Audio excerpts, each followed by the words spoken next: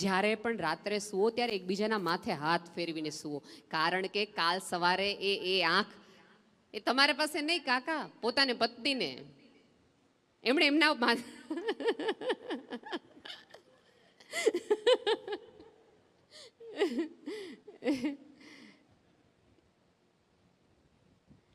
કારણ કે જ્યારે તમારી પાસે તમારું પોતાનું કોઈ હાથ ફેરવવા વાળું નહીં હોય ને, તે દિવસે ઉઠવાની મજા નહીં આવે. રાત્રે તમે અડધી રાત્રે સહેજ બે વાર પડખા ફરો અને એક અવાજ આવે કે નથી ઊંઘ આવતી,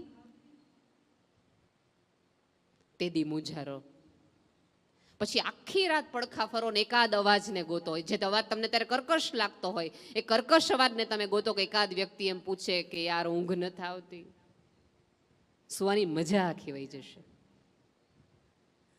સાચે કહું છું, બહુ જ ઓછા સૂર્યાસ્ત જોવાની કળા આ જ ઘટના છે કે આ સૌંદર્ય માણી લ્યો. કેમ કે ઉપરવાળાએ એ જ આપણને આમ જોયું તો પ્રકૃતિએ આજુબાજુ જ લેસન મૂક્યા છે કે જેટલું વંદન તમે આને કરો છો એટલી સુંદરતાથી આને પ્રગાઢતાથી જુઓ. આખું આકાશ રંગીન હોય, એનો અર્થ એમ છે કે હું જતા તરફ હોય ત્યારે મારે મારું આજુબાજુનું બધું રંગીન કરીને જવાનું છે. અને અહીંયા બેઠેલા ભાઈઓને બે હાથ જોડીને એક વિનંતી છે કે તમે જ્યાં જે પણ મૂકી કરીને આવ્યા હોય એ બધું પત્નીને કહીને જાઓ. તારે હું જાણીને કામ છે, તને ન ખબર પડે બધામાં. એવું કહેવાને બદલે પાસે બેસાડીને કહો કે આટલું આટલું અહીંયા છે, આટલું આટલું દીધું છે, આટલું આટલું અહીંયા મૂક્યું છે ને આની પાસેથી આટલું લેવાનું છે. કોરોના વખતે પૂછો સૌજીભાઈને, કેટલાય પતિઓનું કેટલાય બેંક એકાઉન્ટ એવા ફ્રીઝ થઈ ગયેલા છે, ખબર જ નથી. અને આપણી પત્ની હોય એને આપણા સિક્રેટ કહેવામાં વાંધો શું છે? સાહેબ, સૌથી વધુ તમે ધન્યવાન ને મૂલ્યવાન થાવ એની પ્રાર્થના તમારી મમ્મી પછી કોઈ કરી હોય તો એ તમારી પત્નીએ છે. એ શુક્રવારનું વ્રત જ્યારે વૈભવ લક્ષ્મીનું કરે છે ને ત્યારે ઘરમાં લક્ષ્મી આવે એની માટે કરે છે. એમ નથી કહેતી કે મારું લોકર ભરાઈ જાય. એને આપણે ન કહી શકીએ. ભાભીએ હમણાં મને બહુ સરસ વાત કરી, ગૌરી ભાભી મને કે પદ્મશ્રી તો મળી ગયું છે, મારી માતા જે ઉપરવાળાને પ્રાર્થના છે ને એટલો સાથ આપવો છે કે અમને ભારત રત્ન મળે. સાહેબ, પતિના સન્માને મોટી થતી સ્ત્રીની સભ્યતામાં આપણે રહીએ છીએ. થોડી શ્રદ્ધા એ વ્યક્તિમાં પણ રાખો અને મૂકો અને સાચવેલી રાખો. બહેનો તમે જો હસતા શીખી ગઈ છે, ભાઈઓને હજી તમારે થોડીક સૌજીભાઈ પ્રેક્ટિસ કરાવવી પડશે. એટલે 2 દિવસની તમે એક એવી જાત્રા કરજો જેમાં ભાઈઓ જોઈએ અને ભાઈઓને શીખવો કે તમારે જેવું હળવું કેવી રીતે રહેવાય. તકલીફ છે ભાઈઓમાં. એવું થયું છે કે જીવન આખી જવાબદારીના બોજ નીચે ખભા એટલા બધા નમી ગયા છે, એટલા બધા નમી ગયા છે. કાલ જોતો તું દાંડિયા રસ લેતી વખતે બિચારા સ્માઇલ નહોતા કરી શકતા હતા. ખરેખર ઈચ્છા બહુ થતી હતી ઘડવા થઈ જઈએ, ખુલ્લું મૂકી દઈએ, જતું કરી દઈએ. પણ ઓલું નાનપણથી જવાબદારીનો બોજ ખભા ઉપર એટલો બધો મોટો થઈ ગયો છે. કારણ કે પુરુષનું હૃદય એવું છે, કારણ કે શેરિંગ એને શીખ્યું નથી, કોઈને કાંઈ કહેવાનું નથી. આપણે એવું માનીએ છીએ કે મૂછુંને વળ દઈને પાઘડી એવા રાખીએ એટલે પછી કાંઈ કરવાનું હોય જ નહીં, કોઈને કહેવાનું જ ન હોય, ઢીલા તો પડવાનું જ ન હોય. ના,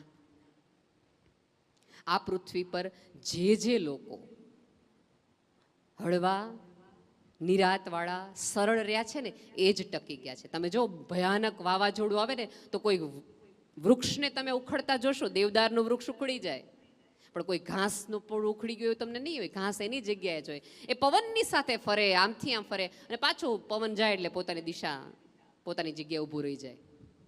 જેટલા અકળ બનશો તો પ્રકૃતિએ તમને ઉખાડીને ફેંકી દેશે. જેટલા સરળ અને નમ્ર બનશો તો પ્રકૃતિ તમને સપોર્ટ કરશે ઉગવા માટે, ઉકારવા માટે.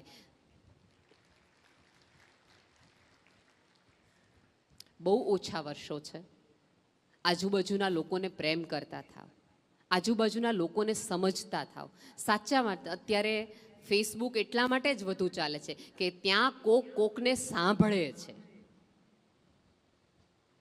દાદા દાદી આવા ઘરનું તમે એક ફેસબુકનું માધ્યમ બનો કે તમારું સંતાન તમને કહી શકે. પણ આપણે બધા શું કરી છે, જજમેન્ટ તરત જ આપી દઈએ છીએ. અત્યારની પેઢીને કંઈ ખબર જ નથી પડતી, અમને કંઈ સમજ જ નથી પડતી. સાહેબ, વૃદ્ધત્વ એટલે તો રીલે દોડ, કે તમારી જવાબદારી, તમારી સંપત્તિ, તમારી વાડી, તમારી સામાજિક નિસ્બત એકબીજાને પાસ ઓન કરો. કેમ આખું ધોળકિયા ફરીવાર આવે છે ત્યારે એની પછીની પેઢીને સાથે લાવે છે, કારણ કે અનકોન્શિયસ માઇન્ડમાં આ દ્રશ્યો જો ઝીલાણા હશે ને તો આવતા દિવસમાં એ પરંપરાની આગળ લઈ જઈશે. આપણે શું કરીએ, તમને બધાને ન ખબર પડે, તમે બધા નાના છો એટલે સંતાનને તમે 90% કિસ્સામાં એવું કહો કે તને ખબર ન પડે કે તું નાનો છો, અને બાકીના કિસ્સામાં એમ કહો તું આવડો મોટો ઢાંઢો થયો તોય તને ખબર નથી પડતી. એટલે એ લોકો બિચારા કન્ફ્યુઝ થઈ જાય, પપ્પા કેવા હું માગે. એને આ બધા જ કન્ફ્યુઝનમાંથી બહાર લાવો, ખુલ્લા હૃદયે જીવવાનું શરૂ કરો, અને આજે સ્નાન કરો ત્યારે તમારી અંદર રહેલી તમામ પ્રકારની ગાંઠોને આમ જવા દો. બહુ થયું, બહુ જ એટલે બહુ થયું. ક્યાં સુધી આ બધા ઇમોશન, લાગણીઓના કેટલા બધા પ્રવાહોને, રાગને, દ્વેષના પોટલાઓ માથે લઈને ફરવા, એને જતા કરવા જોઈએ. અને આપણે એક બીજો એવો વિચાર આવતો કે આ ઉંમરે હવે અમારે નવું શું કરવું, કારણ કે તમને એમ થાય કે બેન તમે કામ કરવાનું કીધું, નવું શું કામ કરું. તો એ માટે જ એક છેલ્લી કથા કહીને મારી વાત પૂરી કરું. કાશ્મીરમાં એક બહુ જ સરસ પાર્ક છે, બહુ જ સુંદર પાર્ક, જ્યાં વિશ્વના બહુ જ બધાના ફૂલો થાય છે. એ સ્ત્રીનો પતિ ગુજરી જાય છે, સંતાન છે નહીં, એટલે પછી રોજ ડિપ્રેશનમાં આવી જાય, તકલીફમાં આવે છે, મૂંઝવણમાં આવે છે કે શું કરું, શું કરું. પછી એક વખત એક સરસ મજાના ફૂલોની ગાંઠ એક નર્સરીમાંથી લાવે છે. 2 દિવસ પછી ફૂલ બહુ સરસ આવે છે, એ ફૂલ જોઈને એને જ બહુ મજા આવે છે. પછી એક 48 વર્ષની સ્ત્રીએ ડિયોડેલ્ફિયા નામની એ ગાંઠ એવી વાવી કે સાહેબ અત્યારે વિશ્વના દરેક પ્રવાસીઓ જ્યારે જ્યારે કાશ્મીર જાય છે ત્યારે બાગ જોવા જાય છે. એક જ સ્ત્રીએ પોતાના જીવનમાં 5 લાખથી વધુ આખા ફૂલોની વાડી ઊભી કરી, અને એ મળે ને ત્યારે બધાને એવું કહે છે કે આ મારા સંતાનો છે. અને કેવા કે એને જોઈને લોકોના આનંદમાં હાશકારો થાય, એના રંગો જોઈને લોકોને આનંદ આવે.